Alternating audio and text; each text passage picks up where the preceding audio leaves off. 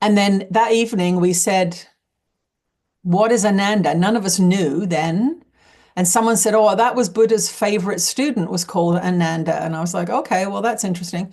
Everyone went to bed and I had a feeling someone wants to say something. Someone wants to say something. So I was by myself in the kitchen counter. Everyone had rooms in the retreat house, and they started to write. And they said, we are Ananda. We are your guides and teachers. We're going to write books through you. And they also wrote that I had been a goat herder during Jesus' lifetime, and that I would follow Jesus with my goats. And at nighttime, Jesus and I would sit around the fire and he would teach me. So that's where my connection with Jesus is from that lifetime. And they didn't tell me in the beginning that I would channel him. They said if they had told me, I wouldn't have done it. They had to spend a year channeling as Ananda for me to prep for me to do that. And so I'm looking at this and I'm like, okay. And so they started longhand writing my first book, Making Love to God. But they would write so quickly, I knew what they were saying when I was writing it, but afterwards, I couldn't read it. And then one day I was on my laptop and I get a certain feeling when they're around. And I was like, oh, maybe they want to type. And they started typing. So then I started typing the book.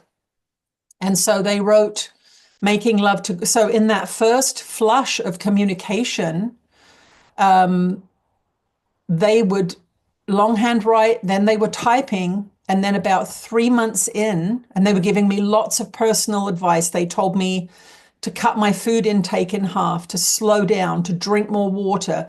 There were shows I was watching on TV they didn't want me to watch. I used to love watching Dexter. It's about a serial killer. And they wouldn't let me watch that movie. And I remember I had a couple of fights with them where they were trying to tell me what to do and I was arguing with them. But I was surrendered. I knew what was happening. Channeling had always been my passion. I knew the course was channeled. I knew this was like an unbelievable thing. And then about 3 months in, they said, we're going to prepare you to speak for us. And so I would lay down for an hour in the middle of the day and they would do energy work on me.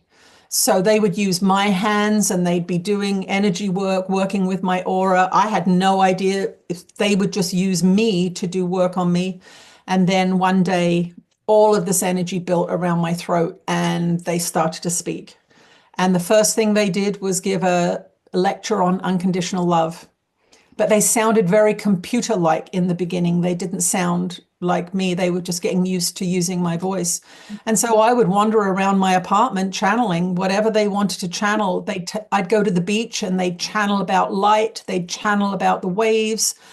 They would just channel all the time, just getting me used to it and getting used to my body, because obviously they're using my body. So that was the summer of 2012. I spent 3 months in heaven. What an amazing experience.